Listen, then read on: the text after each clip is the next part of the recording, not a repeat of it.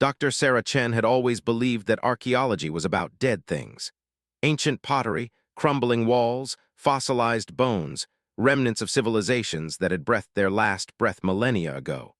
She never imagined that one day, something buried for eons would whisper her name in the darkness of an alien tomb. The Kepler 442b expedition had been routine until they found the ruins. Humanity's first extrasolar archaeological site, discovered beneath the crimson sands of a world orbiting a red dwarf star 23 light-years from Earth. The structures were massive, geometrically impossible, and according to their dating equipment, older than complex life on Earth. Sarah's boots crunched against crystalline debris as she made her way through the main chamber. The air recycler in her environmental suit hummed softly, a comforting reminder that she was still connected to human technology in this alien place. Above her, the ceiling stretched into darkness, supported by pillars that seemed to twist through dimensions she couldn't quite perceive. "Still nothing on the deep scans," reported Marcus Webb, the team's xenoarchaeologist, his voice crackling through the comm system. "Whatever this place is made of, it's not showing up on our instruments the way it should." Sarah paused beside one of the walls, running her gloved hand across symbols that seemed to shift when she wasn't looking directly at them. The writing was unlike anything in the xenolinguistic databases, yet something about the patterns felt familiar, as if her mind was trying to remember a language it had never learned. "Chen, you need to see this," called Dr. Elena Vasquez from somewhere deeper in the structure. "I found what might be a central chamber." Sarah followed Elena's beacon through a series of interconnected rooms, each one more elaborate than the last. The architecture defied human understanding, doorways that were somehow larger on the inside than the outside, corridors that curved back on themselves yet still led forward. Her navigation system kept glitching, unable to map the space accurately. The central chamber took Sarah's breath away. It was a vast circular room with walls that seemed to be made of solid starlight. In the center, elevated on a dais of black stone, lay what could only be described as a sarcophagus. But this wasn't the crude stone coffin of ancient Earth civilizations. This was a masterwork of engineering and art, its surface covered in the same shifting symbols they'd found throughout the ruins. "The energy readings are off the charts," Elena whispered, her voice filled with awe. "Whatever's in there, it's still generating some kind of field." Sarah approached the sarcophagus slowly, her scientific mind racing with possibilities while a deeper part of her whispered warnings. The symbols on the surface seemed to pulse with their own internal light, and as she drew closer, they began to arrange themselves into patterns that almost made sense. "We should establish a perimeter," suggested Marcus, ever the cautious one. "Set up the full sensor array before we attempt any kind of examination." But Sarah was already leaning over the sarcophagus, her portable scanner in hand. The readings were impossible.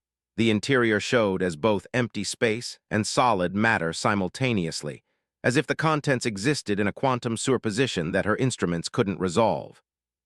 "The seal appears to be intact," she reported, though even as she said it, she noticed hairline cracks in the surface that definitely hadn't been there moments before. "But there's definitely something inside. The bioscanners are picking up. This can't be right." "What is it?" Elena moved to join her, while Marcus began setting up the larger scanning equipment. "It's showing life signs," Sarah said, her voice barely above a whisper. "Minimal, but definitely there, like something in the deepest hibernation imaginable." The cracks in the sarcophagus surface were spreading now, following the lines of the alien script. A soft sound echoed through the chamber, not quite mechanical, not quite organic, like the sigh of something vast awakening after an impossibly long sleep. "Everyone back," Marcus ordered, but none of them moved. They were transfixed by what was happening before them. The lid of the sarcophagus didn't open so much as fade away, like mist dispersing in the morning sun. Inside, cushioned by what looked like liquid starlight, lay a figure that was unmistakably humanoid yet utterly alien. It was tall, perhaps 8 feet in length, with elongated limbs and features that seemed to shift between familiar and terrifying. Its skin had a metallic sheen, and intricate patterns covered its body like living tattoos. But it was the face that held Sarah's attention. Noble ancient, with eyes that remained closed but somehow seemed aware of everything around them. This wasn't just a preserved corpse. This was a being of immense power, sleeping but not dead. "My God," Elena breathed, "what is it?" Before anyone could answer, the patterns on the being's skin began to glow brighter. The chamber filled with a low harmonic tone that seemed to resonate in their bones. And then, impossibly, the creature's lips moved. "Sarah," it said, the voice seeming to come from everywhere and nowhere at once. "At last." The three humans froze. Sarah's mind reeled, not just because the thing had spoken, but because it had spoken English. Her name. "That's impossible," Marcus stammered. "The linguistic protocols alone would take." "Sarah Chen," the voice continued, stronger now, though the being's eyes remained closed. "Daughter of Earth, seeker of truth, I have waited so long for your people to find this place." Sarah found her voice, though it came out as little more than a croak. "How do you know my name?" A sound that might have been laughter echoed through the chamber. "I know many things, young archaeologist. I know that your species has finally taken its first steps beyond its birth world. I know that you have found others like myself, though they sleep too deeply to wake. And I know that your people will need guidance for what is coming." "What's coming?" Elena asked, but the being's attention seemed focused solely on Sarah. "You study the past, Sarah Chen, but do you understand why the past matters?" Sarah's training kicked in despite her fear and confusion. This was a first contact scenario, probably the most important one in human history. Every word needed to be recorded, analyzed, understood. "The past teaches us about ourselves," she said carefully. "It shows us how we've grown, what mistakes we've made, what we might become." "Yes," the being said, and Sarah could swear she heard approval in its voice. "But this past, my past, is also your future. We were once like you. Young, curious, eager to explore and understand. We built great cities among the stars, created wonders that defied the laws of physics as we understood them." The patterns on its skin pulsed brighter, and suddenly the chamber walls came alive with images. Sarah gasped as she saw vast cities floating in space, ships that moved between stars as easily as birds through air, beings of incredible diversity working together in harmony. "We called ourselves the architects," the voice continued. "We shaped worlds, guided younger species, protected the innocent. For 1,000,000 years, we maintained peace across 1,000 systems." The images shifted, showing darker scenes. Sarah saw massive ships of an entirely different design, their hulls black as the void between stars. She saw planets burning, civilizations falling, the great cities of the architects crumbling under assault. But we were not the only ancient power in the galaxy. The Devourers came from beyond the galactic rim, creatures of pure hunger and malice. They consumed everything, matter, energy, even the fundamental forces that hold reality together. We fought them for 10,000 years. Sarah's breath caught as she saw the scope of the conflict. This wasn't just war, this was a battle for the very existence of organized life in the galaxy. The architects threw everything they had into the fight, creating weapons that could shatter moons and defenses that bent space itself. "In the end, we won," the being said, though there was no triumph in its voice. "But the cost was everything. Our civilization, our people, our very existence. We gave it all to ensure that life could continue to flourish in this galaxy.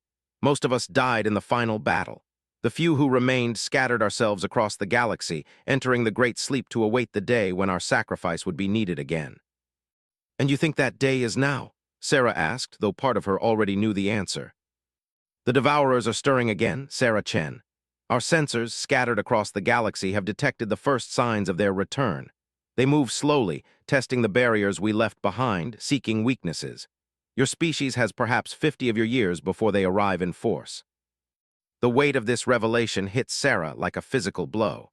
Humanity had just learned they weren't alone in the universe, only to discover that the universe was about to be invaded by creatures dedicated to destroying all life. "Why me?" she asked. "Why are you telling me this? I'm just an archaeologist." "You are far more than that," the being said, and for the first time its eyes opened. They were like looking into deep space itself, infinite, ancient, and filled with starlight. "You are the one who found us. You are the one whose mind can bridge the gap between what was and what must be. You are the one who will help your species prepare for what is coming."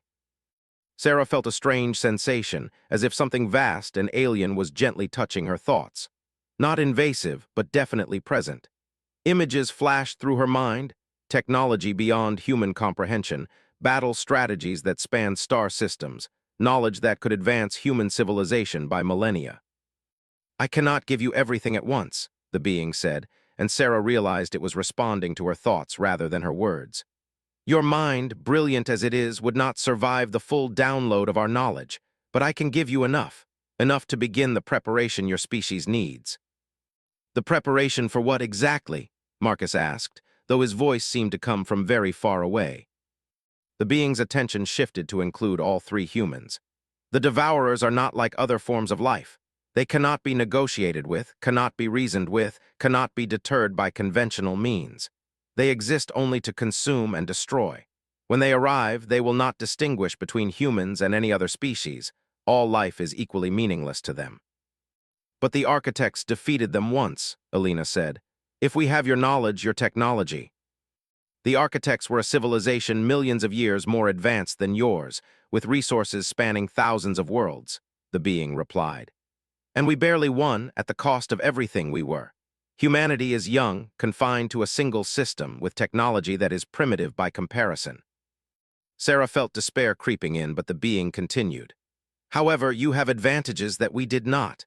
You are adaptable in ways we never were. You are capable of growth and change that our ancient minds had long forgotten. And most importantly, you are not alone. You mean there are other species? Sarah asked. Many others. Some are already aware of the threat and are preparing. Others sleep as we did, waiting for the right awakening. And some have chosen a different path, allying themselves with the devourers in the hope of surviving their hunger. The images on the walls shifted again, showing Sarah glimpses of alien civilizations. Some were clearly preparing for war, their planets bristling with defensive systems. Others appeared to be evacuating entire worlds, and still others were clearly in the process of building things that looked disturbingly similar to devourer technology. Your role, Sarah Chen, will be to help unite the species that can be saved and to guide humanity's preparation for the war to come.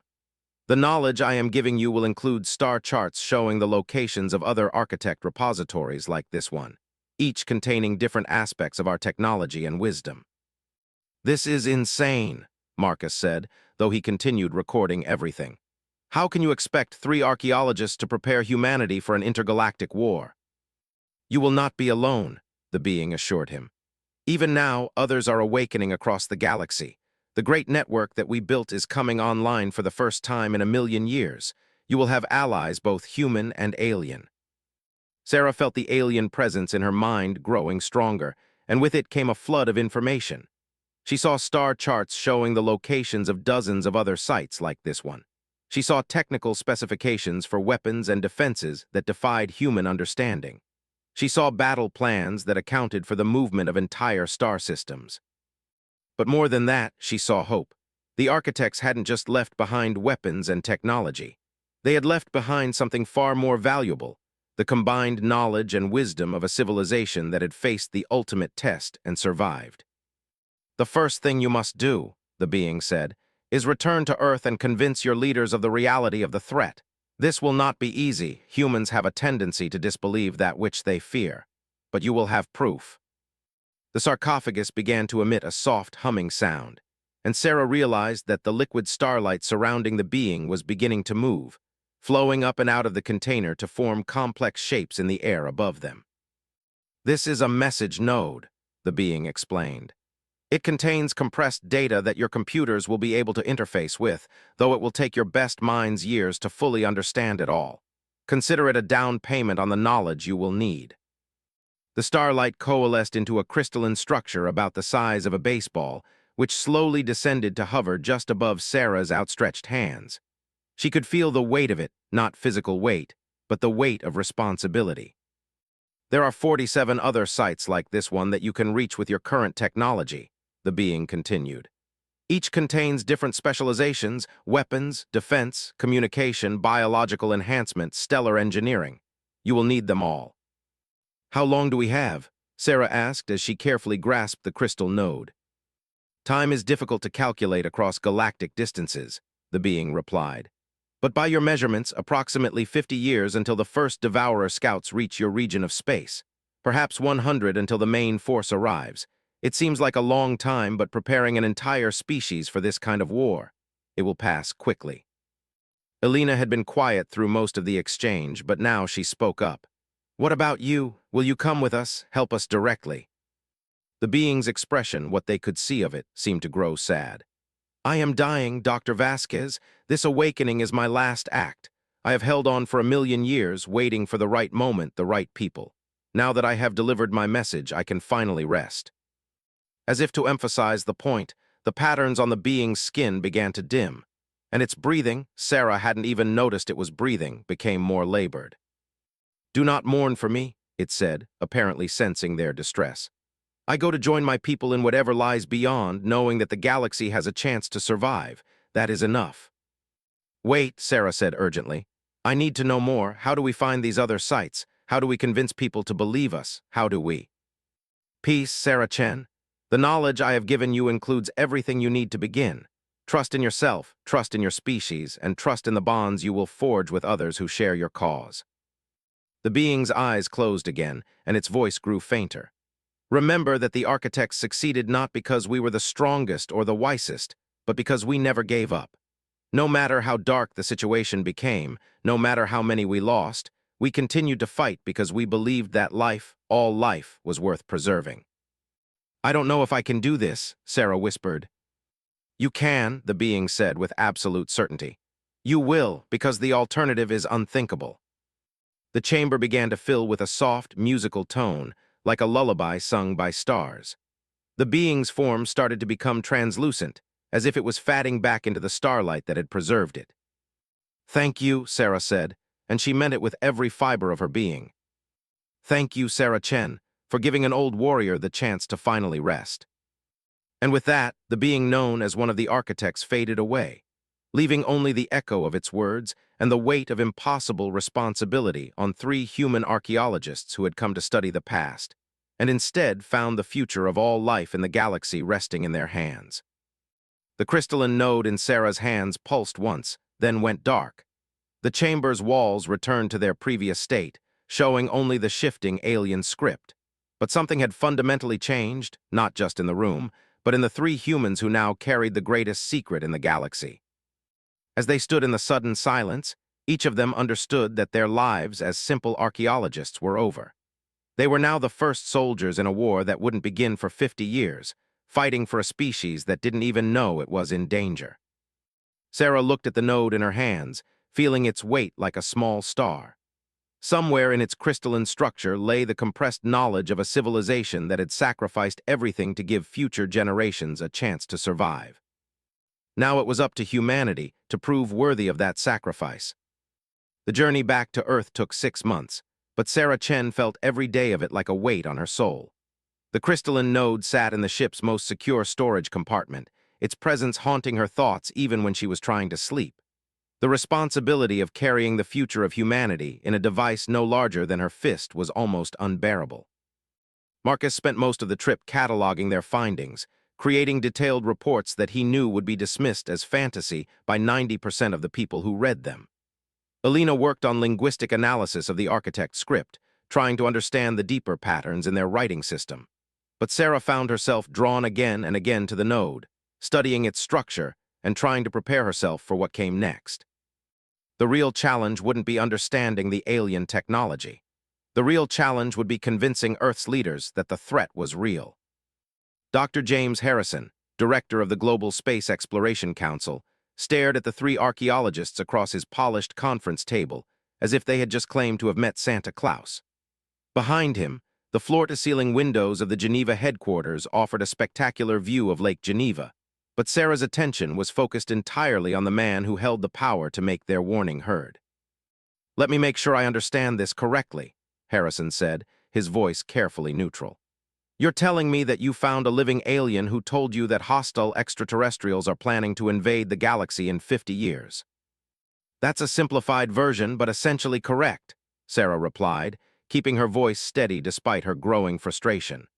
This was the 7th presentation they'd given in 3 weeks, and the reactions were all depressingly similar. And your proof is this crystal, Harrison continued, gesturing to the node sitting on the table between them. Not just the crystal, Alina interjected. We have complete video records, energy readings, linguistic analysis. All of which could be fabricated with current technology, interrupted Dr. Susan Mitchell, the Council's chief technology advisor. I'm not saying you did fabricate it, but the burden of proof for a claim this extraordinary has to be correspondingly extraordinary. Marcus leaned forward, his patience clearly wearing thin. Dr. Mitchell, we've submitted to every test you've requested. Psychological evaluations, polygraph tests, detailed technical analysis of our equipment. Everything supports our account. Everything supports the account that you believe what you're telling us, Mitchell corrected. That's not the same thing as the account being true. Sarah closed her eyes and took a deep breath. They'd been having variations of this conversation for weeks now, with government officials, military leaders, and fellow scientists. The problem wasn't that people thought they were lying.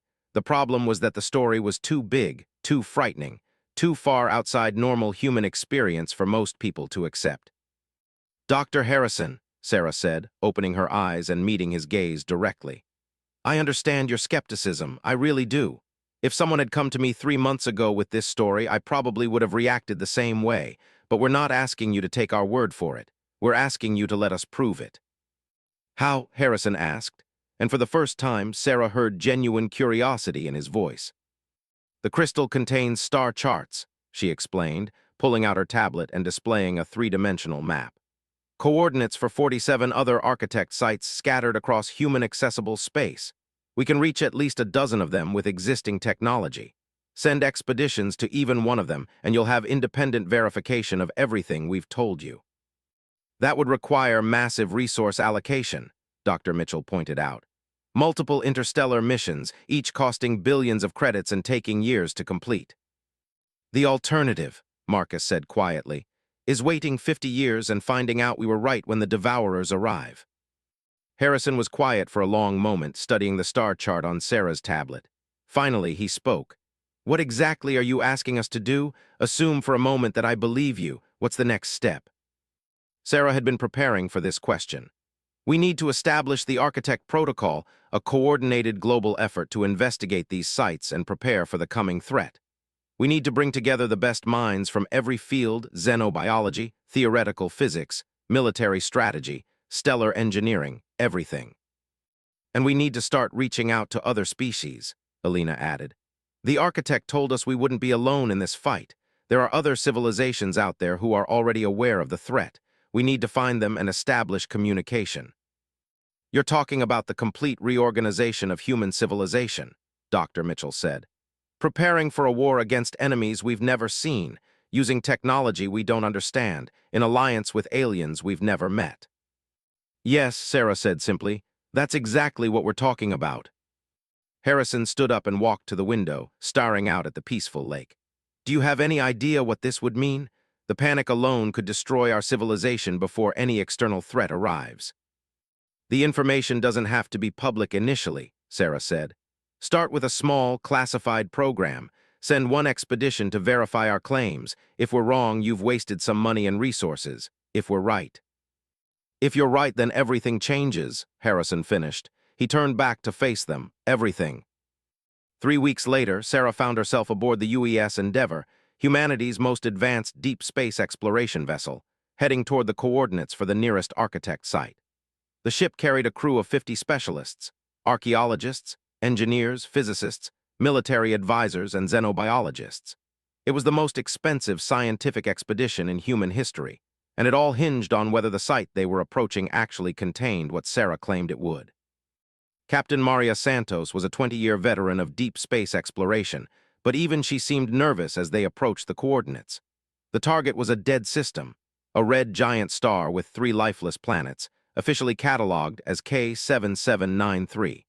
According to the star charts, it hadn't been considered worthy of detailed exploration. Sensor readings confirm artificial structures on the second planet, reported Lieutenant Commander Chen, no relation to Sarah, despite the shared name. Large-scale, partially buried, definitely not natural formation. Sarah felt a mixture of relief and trepidation. Relief that the coordinates were accurate, trepidation at what they might find. Each architect site was supposed to contain different specializations. According to the Crystal Node's data, this one was focused on defensive technologies. The landing was smooth, despite the planet's thin atmosphere and higher gravity. The ruins here were different from the ones on Kepler 442b, more angular, more obviously military in nature. Massive structures jutted up from the desert floor like the bones of some titanic beast, their surfaces covered in the same shifting script that Sarah now recognized as architect writing. "My God," whispered Dr. Alex Petrov, the team's xenoarchitecture specialist. "The engineering here is incredible. These structures have been standing for over 1 million years in an active seismic zone, and they're still perfectly stable." The central complex was easier to navigate than the first site, its layout clearly designed for efficiency rather than grandeur. They found the main chamber within hours, a vast circular room dominated by what could only be described as a control center. Banks of crystalline displays surrounded a central platform, all of them dark and inactive. But as Sarah approached with the node from the first site, the displays began to come alive. "Sarah Chen," a voice echoed through the chamber, though this time it was clearly artificial rather than biological. "Welcome to Arsenal Station 12. I am Tactical Coordinator Vex 9, last active unit of the Architect Defense Grid." The voice was different from the first architect, more mechanical, more direct. Sarah realized she was communicating with an artificial intelligence rather than a living being.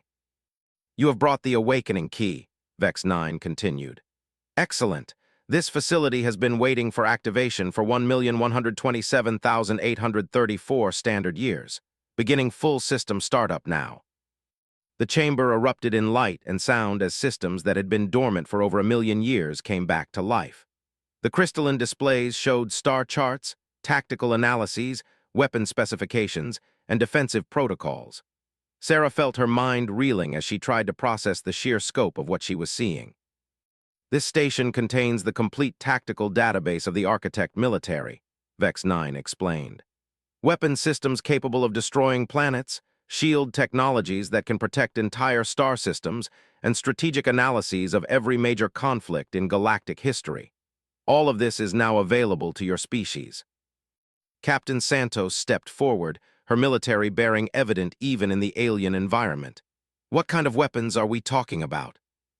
"Observe," Vex 9 said, and the displays shifted to show detailed schematics. Sarah saw designs for ships that could crack open moons, orbital platforms that could shield entire worlds from attack, and weapons that could turn stars themselves into defensive barriers. "This is incredible," breathed Dr. Rebecca Walsh, the team's weapons specialist. "But how can we possibly build any of this? The materials alone would require mining entire solar systems."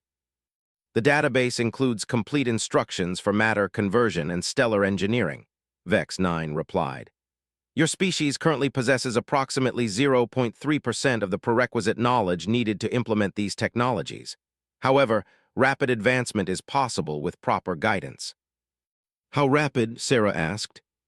"With focused effort and unlimited resources, your species could achieve basic implementation of Tier 1 defensive systems within 20 standard years, Tier 2 systems within 40 years, full implementation of Tier 3 systems within 80 years.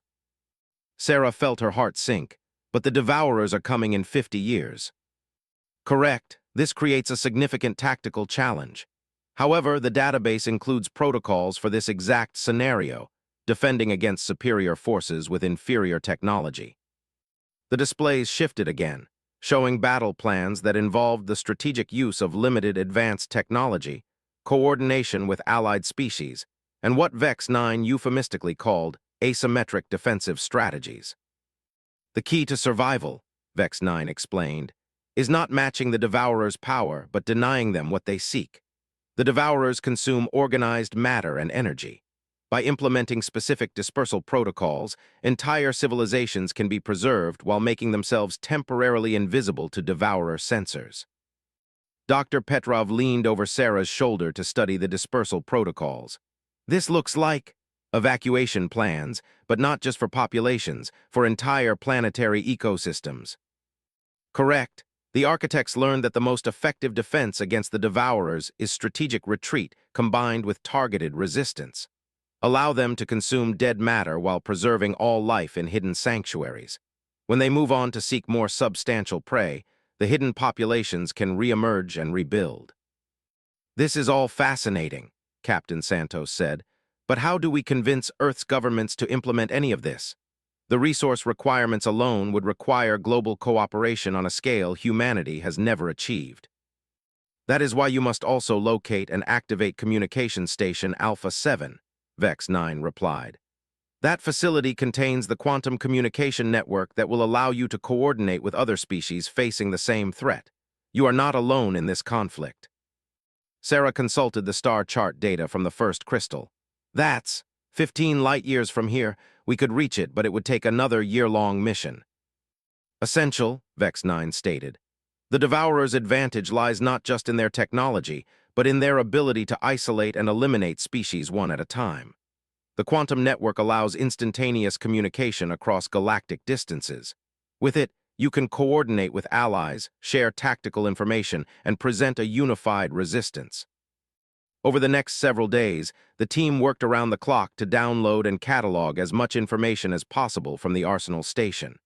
The amount of data was staggering, detailed specifications for thousands of different weapon systems, defensive technologies, and strategic protocols. Sarah's head spun as she tried to comprehend the implications. But it was Dr. Emily Foster, the team's anthropologist, who made the most unsettling discovery. "I've been analyzing the historical records," she told Sarah as they sat in the mess hall, surrounded by displays showing the rise and fall of galactic civilizations. "The Devourers aren't just a military threat. They're something far worse." "What do you mean?" Sarah asked, though she wasn't sure she wanted to know. "They're a cosmic reset button," Emily explained. "According to these records, they emerge approximately every 2 million years. They sweep across the galaxy, consuming every trace of advanced civilization, then retreat back to wherever they came from. The galaxy is left essentially empty, and evolution starts over." Sarah felt a chill that had nothing to do with the station's recycled air. "You mean this has happened before, multiple times?" "At least 6 previous cycles that the architects were aware of, possibly more. Each time new species emerge, develop technology, reach for the stars, and then the Devourers return." "But the architects survived the last cycle." "Barely, and only because they were willing to sacrifice everything they were to ensure that life could continue. They broke the cycle, but at the cost of their entire civilization." Sarah stared at the displays showing the tactical analyses. Suddenly, all the careful strategies and advanced weapons seemed pitifully inadequate against an enemy that had successfully reset galactic civilization 6 times. "There's something else," Emily continued. "The records suggest that the Devourers don't just consume matter and energy. They consume information itself. Entire histories, cultures, languages, everything that makes a civilization unique gets erased." "That's why the preservation protocols are so important," Sarah realized. "It's not just about keeping people alive, it's about keeping the memory of who we are." Their conversation was interrupted by an urgent announcement from Captain Santos. "All hands to the main chamber. Vex 9 has something important to show us." When they assembled in the control room, the displays were showing a real-time star chart of local space. But there was something wrong with it. Several stars that should have been there were simply missing. "I have been monitoring deep space sensor networks during our time here," Vex 9 announced. "I regret to inform you that the timetable for the Devourer arrival has changed." Sarah felt her blood turn to ice. "What do you mean?" 3 star systems approximately 40 light-years from Earth have gone dark within the past 6 months. This is consistent with advanced Devourer scout activity. They are not 50 years away. Based on the current rate of approach, the first scouts will reach human space within 12 years. The chamber fell silent except for the hum of alien machinery. 12 years, not 50, 12. "Can we be certain it's the Devourers?" Captain Santos asked. "The pattern is unmistakable. Silent approach, complete system sterilization, no electromagnetic signatures remaining. This is how they prepare the way for the main force." Sarah looked around at her teammates, seeing her own fear reflected in their faces. 12 years wasn't enough time. Even with all the architect technology, even with potential alien allies, 12 years wasn't enough time to prepare humanity for what was coming.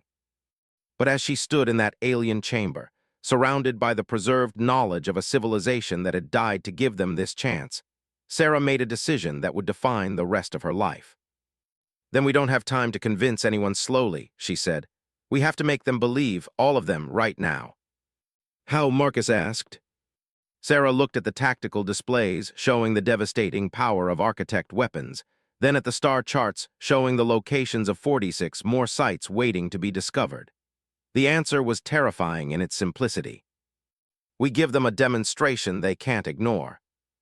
The demonstration that changed everything happened on a Tuesday morning, 3 months after Sarah's return from Arsenal Station 12.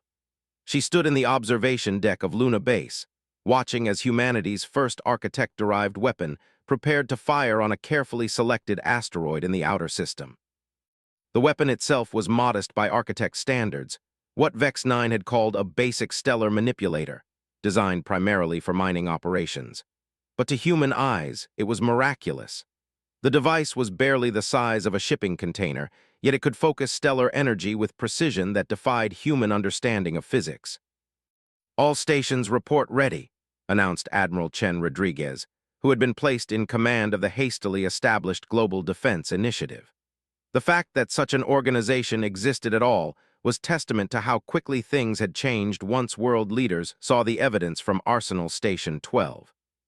"Target acquisition confirmed," reported Dr. Walsh from the Weapon Control Station. "Asteroid 2157 Gamma, approximately 50 kilometers in diameter, composition primarily iron and nickel." Sarah watched the tactical displays showing the target, a chunk of rock and metal that would have taken conventional human weapons hours to destroy if they could destroy it at all. The architect weapon would eliminate it in seconds. "Firing sequence initiated," Dr. Walsh announced. The weapon itself was invisible, a carefully modulated beam of energy that existed in dimensions human science was only beginning to understand. But its effect was impossible to miss. For a split second, the asteroid seemed to glow with internal light. Then it simply ceased to exist, its matter converted directly into energy and dispersed across local space. The observation deck was silent for a moment. Then someone began to clap, and soon everyone was applauding and cheering. But Sarah felt no joy, only the weight of necessity. They had just demonstrated humanity's first weapon capable of planetary destruction, and everyone in this room knew they would need much more than that. "Outstanding work, people," Admiral Rodriguez said over the comm system. "Dr. Chen, please report to Conference Room Alpha. We have a lot to discuss." As Sarah made her way through Luna Base's corridors, she reflected on how drastically her life had changed. 6 months ago, she had been a xenoarchaeologist studying dead civilizations. Now she was humanity's primary liaison with technology beyond their comprehension, effectively serving as an advisor to the most powerful military leaders on Earth. The conference room was packed with faces she had come to know well over the past months. Admiral Rodriguez, representing the Global Defense Initiative. Dr. Harrison, now serving as Director of Xenotechnology Research. Dr. Mitchell, who had become one of the strongest advocates for the Architect Protocol after seeing the evidence firsthand.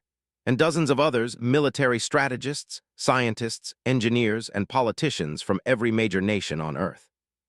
"Ladies and gentlemen," Admiral Rodriguez began, "today's successful test confirms that we can build and deploy architect technology. The question now is how quickly we can scale up production." Dr. Patricia Reeves, the new head of the Xenotechnology Manufacturing Division, consulted her tablet. "Current projections show we can have 50 stellar manipulators operational within 18 months, assuming unlimited resource allocation. More advanced systems will take significantly longer."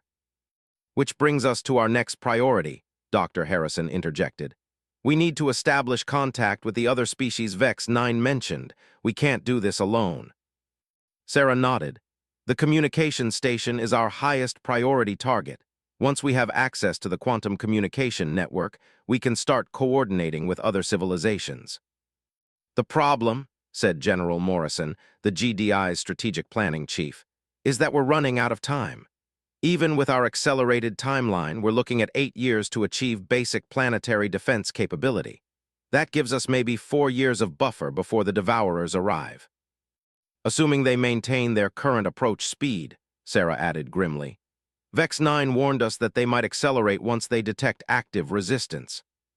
The room fell silent as everyone contemplated that possibility. The idea that their very preparations might trigger an earlier invasion was terrifying, but it didn't change what they had to do. "There's something else we need to discuss," Sarah continued. The preservation protocols. Even if we successfully defend Earth, we need to prepare for the possibility that we might fail. Admiral Rodriguez frowned. You're talking about evacuation plans. More than that. According to the architect records, the key to species survival isn't winning the war. It's ensuring that some remnant survives to rebuild afterward. That means dispersed populations, hidden colonies, complete cultural preservation.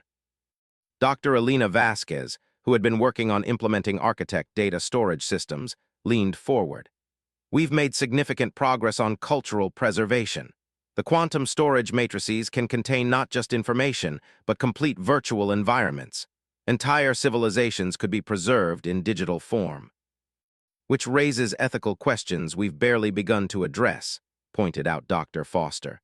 Are we talking about voluntary evacuation or mandatory species preservation? What about people who refuse to leave Earth? Those are decisions for later, Admiral Rodriguez said firmly. Right now, we focus on building the capability to make those choices. Dr. Chen, what's the status on the communication station mission? Sarah consulted her own notes. The UES Endeavor is being retrofitted with improved FTL drives based on architect technology. We should be able to reach the station in 6 months instead of the previous estimate of 18 months. But there's a complication. What kind of complication? According to the star charts, the communication station is in a contested region. Our long-range sensors have detected artificial electromagnetic signatures in that system. Someone else is already there. General Morrison straightened in his chair. Hostile. Unknown. The signals don't match any known devourer signatures, but they also don't match any of the known allied species in the architect database. We're going in blind. Recommend taking additional security measures, Admiral Rodriguez decided. Full military escort, enhanced defensive systems, diplomatic protocols for first contact situations. Already planned, Sarah assured him. But there's something else. Vex 9 has been analyzing the deep space sensor data, and it's detected something troubling. The Devourer scouts aren't just randomly consuming star systems, they're following a specific pattern. She activated the main display, showing a three-dimensional map of local galactic space. Red markers showed the systems that had gone dark, while yellow markers indicated systems with confirmed intelligent life. They're targeting systems with advanced civilizations first, Sarah explained. The pattern suggests they're systematically eliminating potential threats before moving on to resource extraction. That means Earth isn't just in their path, we're actively on their target list. The implications hit the room like a physical force. It was one thing to know that humanity was in danger from an alien invasion. It was another to know that they were being specifically hunted. How long before they reach a position where they can attack Earth directly? Dr. Harrison asked. Sarah consulted the tactical projections that had become a constant part of her life.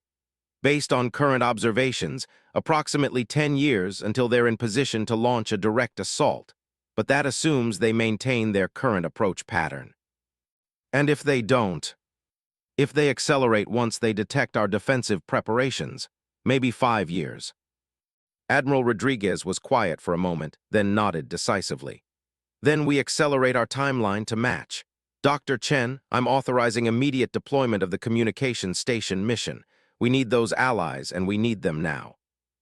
3 weeks later, Sarah found herself aboard the upgraded UES Endeavor, watching the stars shift to blue-white streaks as they entered FTL. The ship's new architect-derived drives made the journey feel almost magical. Space itself seemed to bend around them as they traveled faster than had ever been thought possible. But the wonder of faster-than-light travel was tempered by the weight of their mission. Everything depended on what they found at the communication station. If they could establish contact with other species, humanity might have a chance.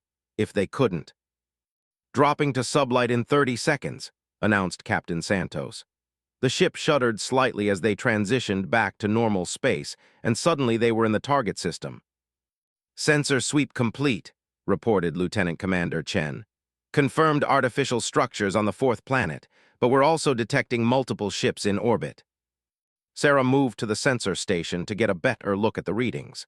The ships were massive, easily 10 times the size of the Endeavor, and their configuration was unlike anything in human databases.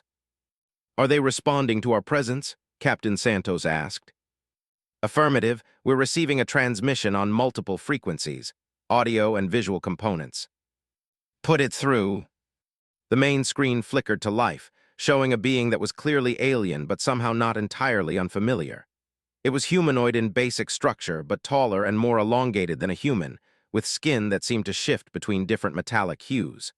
Its eyes were large and multifaceted, and when it spoke, its voice had a harmonic quality that suggested multiple vocal cords. "Human vessel, you are recognized," the being said in perfectly clear English. "I am Fleet Commander HFY of the Hegemony Defense Forces. We have been expecting you." Sarah felt a mixture of relief and apprehension. The fact that they had been expected could be either very good or very bad, depending on who was doing the expecting. "This is Captain Maria Santos of the United Earth ship Endeavor. How did you know we were coming?" "The Architect Network has been awakening across the galaxy," HFY replied. "When the Arsenal station you visited came online, it sent activation signals to all linked facilities. We have been monitoring these signals and coordinating with other species who have received similar awakening calls." "You mean we're not the first species to find Architect sites?" "Far from it. 7 species have successfully activated Architect facilities in the past year alone. The Devourer's approach has triggered a galaxy-wide awakening. We are here to welcome you into what your kind would probably call an alliance." Captain Santos looked at Sarah, who nodded. This was why they had come. "Permission to come aboard and discuss terms?" Santos requested. "Granted, but be aware that you are not the only species present. This gathering includes representatives from 12 different civilizations, not all of which will be immediately friendly to humans." An hour later, Sarah found herself in what could only be described as the most diverse diplomatic meeting in galactic history. The communications station's main assembly hall had been converted into a conference center, with environmental controls adjusted to accommodate the needs of multiple species. She saw beings that looked like living crystals, others that resembled mobile plants, and still others that seemed to exist partially in dimensions her eyes couldn't quite track. The diversity was staggering, but what struck her most was the underlying similarity in their expressions. All of them carried the same weight of desperate determination that had become so familiar among Earth's leaders. "Welcome, humans," said a being that looked like a cross between a spider and a tree, speaking through a translation device. "I am Grove Singer Ralteth of the Botanical Collective. We have heard much about your species' rapid advancement." "Our advancement?" Sarah asked, puzzled. "You are the newest species to achieve Architect activation," explained a creature that resembled a living geometric pattern. "Most of us have been aware of the Devourer threat for decades, some for centuries. Your kind learned of it and built functional Architect technology within months. That is unprecedented." HFY gestured toward a massive holographic display that dominated the center of the chamber. "Allow us to show you the current tactical situation." The display showed a 3-dimensional map of their region of the galaxy, marked with different symbols representing various species and threats. Sarah was shocked to see how many civilizations were represented. Over 30 species at various levels of technological development, scattered across hundreds of star systems.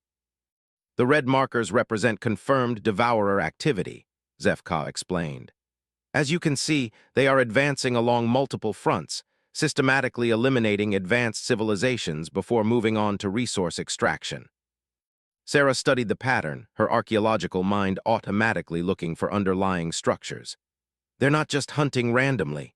They're following trade routes, communication networks, areas of high technological development. They're specifically targeting the infrastructure that allows civilizations to cooperate." "Precisely," said Grovesinger Ralteth. "They learned from their previous cycles. Now they eliminate not just individual species, but the possibility of species working together." "Which is why this alliance is so crucial," added another being that Sarah's eyes couldn't quite focus on properly. "Isolated, each of our civilizations would fall within years. Together we might have a chance." "What kind of chance?" Sarah asked. The holographic display shifted to show tactical projections. "The architects left detailed battle plans for fighting the Devourers with inferior technology," HFY explained.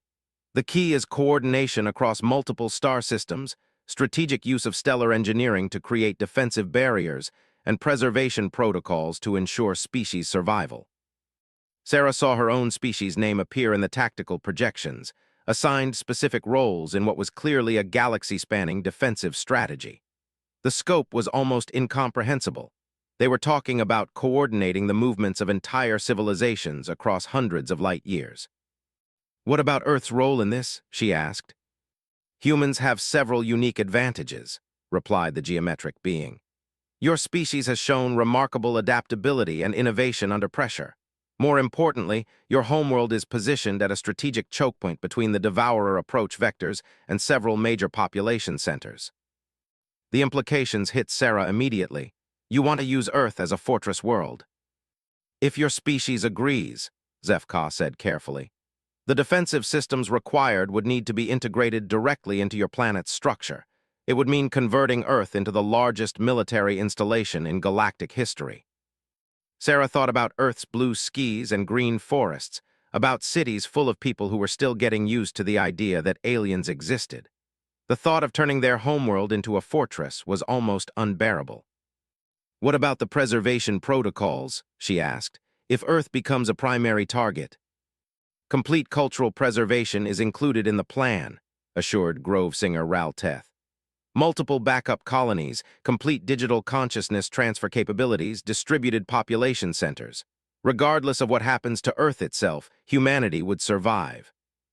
The meeting continued for hours, covering details of technology sharing, resource allocation, and strategic coordination. Sarah learned that several species had already successfully implemented advanced architect technologies, while others were still struggling with basic activation protocols. But the most sobering revelation came when they discussed the enemy's capabilities. "The Devourers you will face are not the same ones the architects fought," warned the geometric being. "They have evolved, adapted, learned from their previous encounters. They now possess countermeasures for many traditional architect defensive systems." "What does that mean for our chances?" Sarah asked. "It means we cannot simply copy architects' strategies," Zefka replied. "We must innovate, adapt, create new approaches they haven't encountered before. This is where humanity's talent for rapid adaptation becomes crucial." As the meeting wound down, Sarah realized that she was no longer just representing humanity's interests. She had become part of something much larger, a galactic community united by the simple desire to survive and preserve what they had built. "When do we begin implementation?" she asked. "Immediately," said Grove singer Ralteth. "The quantum communication network will allow instantaneous coordination across galactic distances. Each species will begin implementing their assigned defensive systems while sharing technological advances through the network." "And Earth?" "Earth begins its conversion within 6 months," Zefka said. "Your species has proven they can implement architect technology faster than any other civilization on record. We are counting on that speed." The return journey to Earth gave Sarah time to process what they had learned.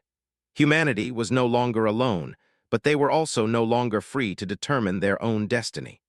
They were part of a galactic alliance with responsibilities that extended far beyond their own species. When she finally stood once again in the observation deck of Luna Base, looking down at the blue-green marble that had given birth to humanity, Sarah understood that everything was about to change forever. Within months, Earth would begin its transformation from a peaceful world into a fortress capable of holding back the dark tide that was sweeping across the galaxy. The war for galactic civilization had begun, and humanity stood at its center. As she watched, construction ships were already beginning to arrive in Earth orbit, vessels from a dozen different species, carrying technologies that would reshape their world. The planet that had nurtured humanity for millions of years was about to become something new, something harder, something designed for war. But in the depths of space, quantum communications networks carried messages of hope between scattered civilizations.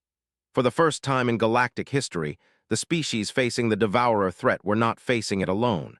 They had allies, they had coordination, and they had the preserved wisdom of a civilization that had died to give them this chance.